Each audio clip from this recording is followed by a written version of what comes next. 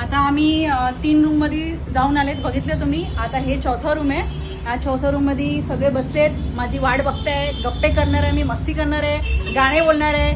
नाही कोणाला आलं तर भांडण पण करू नये, पण करणार आहे काहीतरी घरी, है की नाही? तर मला ते सांगा, कोणाला गाणे कोणाला येतो? मी बसू? हा बसा ना. तू बोलत नाही ना, तर मला बोलायला लागलं. हा गाणे कोणाला येतो? काहीतरी सांग, गाणे, कविते, जे काही येतो. कोणाला कविता येतो? चालेल. बघा, नाव काय तुझा? जया. आता ना, आता जया तुम्हाला एक स्वतःची मतलब खुद से लिखी हुई कविता वो सुनाएगी. तो हम चलते हैं जया के पास. आइए जया, मी बसू इथे सर जरा. हा, ही जया आहे. आता जया तुम्हाला एक सुंदरशी छान कविता सांगणार आहे. तर जया, एक कविता म्हणते. माझं नाव जया गुडदे. मी माझी एक स्वरचित कविता तुम्हाला म्हणून दाखवते. तर कवितेचं नाव आहे जन्माला मला यायचंय. अच्छा. स्त्री भ्रूण हत्येवर आधारित आहे कविता. तर सांग आई बाबांना जन्माला मला यायचंय. सांग आई बाबांना जन्माला मला यायचंय. इवल्याशा डोळ्यांनी हे जग पाहायचंय. मारू नका मला येऊ द्या जन्माला.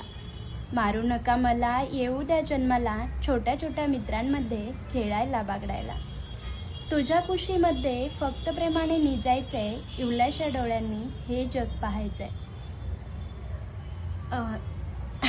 बोल बोल, खूप छान आहे, स्वप्न खूप साकार छान आहे. करायचंय, रोप माणुसकीचं लावायचंय.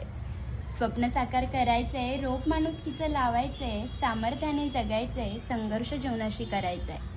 मुलींवरील अत्याचार स्वतः दूर करायचे. इवल्याशा डोळ्यांनी हे जग पाहायचंय. देऊ नका मान, वागवा तरी मुली समान. देऊ नका मान, वागवा तरी मुली समान. क्रांतिज्योती सावित्री होऊन गेल्यात महान. महानतेचा दर्जा मला मुळीच नाही गाजवायचा आहे. मुलींचा स्वाभिमान सर्वांना दाखवायचा आहे. मुलगी एक जीव आहे हेच सर्वांना सांगायचंय. इवल्याशा डोळ्यांनी हे जग पाहायचंय.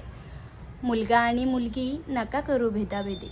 मुलगा आणि मुलगी नका करू भेदाभेदी. मुलगा वंशाचा दिवा तर मुलगी पण आहे ना पंती.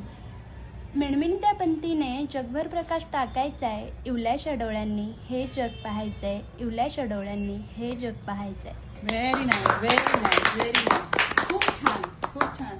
म्हणजे एक आजकल के टाइम पे जैसे कि माँ बाप जो हैं, पेरेंट जो हैं, लड़के को रखते हैं और गर्भ में पता चलता है कि लड़की है तो उसको मिसकैरेज करा देते हैं.